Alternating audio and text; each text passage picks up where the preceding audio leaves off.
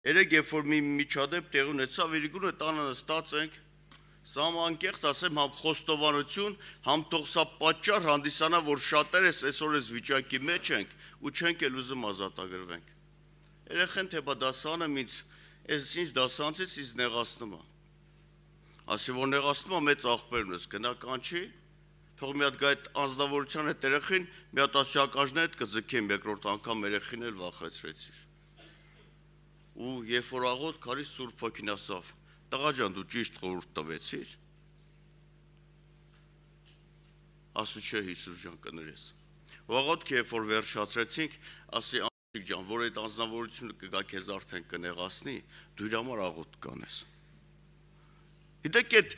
երևույթ այդ խոսակցությունը իմ տան մեջ էր, ոչ մեկը չգիտեր։ Բայց այդ պարագայի մեջ ես հասկացա, որ Սատանեն իրավունքով մոտեցավ իմ Աստծուն, ասավ տեսար քո տղեն, ինչ խորհուրդ տվեց։